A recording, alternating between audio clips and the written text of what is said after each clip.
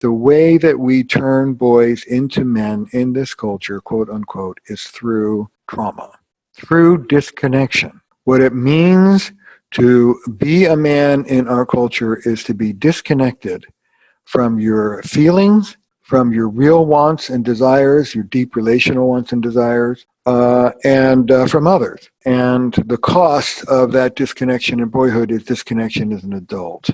And so I believe that when you're working with girls and women, the move is often a move of empowerment, moving them more deeply into the relationship by helping them, in Carol Gilligan's famous phrase, find their voice. The healing move for boys and men is not so much empowerment. The deep wound for boys and men is not disempowerment, it's disconnection. Boys are cut off from their emotions, from their sensibilities, from their wants and needs, and most importantly, from vulnerability. By the time boys have reached kindergarten, there are already statistically measurable diminutions in their willingness to express feelings. They still feel feelings, but they won't let you know it because they already know the politics of masculinity.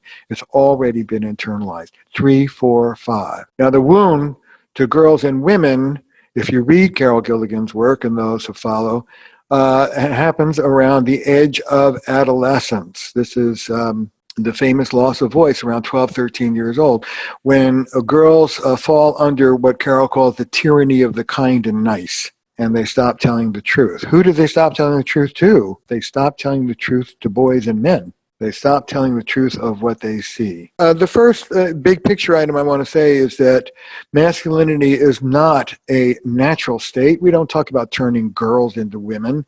We just assume that nature's going to take care of it, but it's a big deal for boys and men, supposedly. This is not about development. This is about the imposition of a code on vulnerable boys, whether they want that imposition or not. The second point I want to make is that women have had a revolution. The feminist movement has been around for 50 years, and it's had mixed results. We used to think before the latest political turn that feminism was being very effective, but it turns out that it's not. It's mixed. And there are many people who want to break out of the old patriarchal roles, and there are many people who do not want to break out of the old patriarchal roles. But by and large, women have, across the West, liberated themselves from the traditional female role of the nice and the kind and the emotional and the ineffective and all of those female stereotypes. Women have reclaimed their wholeness so that we now want our daughters to be both sexy and attractive and good math students and smart, and we want them to be whole people. This is what I want for boys and men. I want boys and men to become whole people. I want us to be strong. I don't want, one of the complaints that gender conservatives level against gender progressives or feminists is that we want to feminize men, that we want to demasculinize people. We're trying to turn men into more like women. That just makes me ill. I'm not interested in feminizing men, nor am I interested in masculinizing women. I'm interested in each sex claiming their wholeness. So I want smart, sexy women, and I want strong, big-hearted men. Strong, tender men. So that when the moment calls for sweetness and tenderness, a whole man can be kind and compassionate and vulnerable and open. When the moment calls for ferocity and toughness, a whole man knows how to be fierce and tough, just like a whole woman does. So I'm not interested in half people. I'm interested in whole people, both men and women. The third big picture item I want to point to is that the type of man that we're describing, i.e., how much they cleave to the patriarchal norm, how traditional they are, has a lot to do with their subculture, where they are geographically. For example, are they in Texas or are they in New York? But it has mostly to do with their age. Millennial men are, by and large, I'm a great fan of millennial men, and by and large, they are the most gender progressive generation that has ever been on the planet. Millennial men expect dual career families. Millennial men expect to share decisions. millennial men universally support gay rights. They're doing better in their marriages. And one of the things that I write about in the article, Patriarchy Under the Age of Trump, is the research is really clear that egalitarian marriages where people jointly decide things and where it's more democratic and less hierarchical breeds happier people, happier, less depressed individuals, and more satisfied marital partners.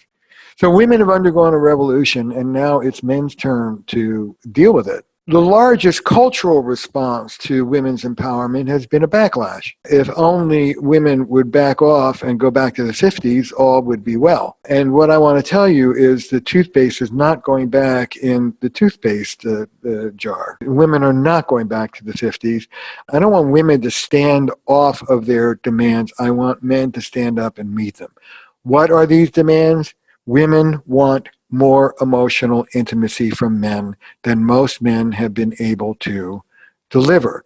Women want more emotional intimacy from men than most men have been raised to deliver or even want in many cases. And this asymmetry between the dissatisfaction of women and the bewilderment of many men is not addressed in therapy. In the therapy that I do, RLT, we put all of this on the table. We don't try and soft pedal the gender issues. Women come into therapy suspecting that it's a female endeavor, often dragged by their women. They don't drag their women to see us. Women drag their men in to see us. And they think it's going to be hostile territory. And what we taught as therapists is, well, hey, listen, we're equally gender friendly to both of you. We love you both. And this is as much about masculinity as about femininity. Now, open your hearts, articulate your feelings, and share your vulnerabilities. What man is going to think that that's masculine? It isn't. It's a feminine endeavor. That's okay. We name it. We put it on the table. So what, Harry? Your wife is insisting that you learn about intimacy. Good for her and good for you. Intimacy is good for you. It'll keep your heart ticking longer. It's good for your physical health. It's good for your mental health. And Harry, it's good for your children. Your children want an open-hearted father. Times have changed. And so I very much support the revolution that women have involved in over the last 50 years. And I want a commensurate revolution for men. The bottom line is that traditional gender roles under patriarchy are a bad deal for both sexes, not just women, but also men.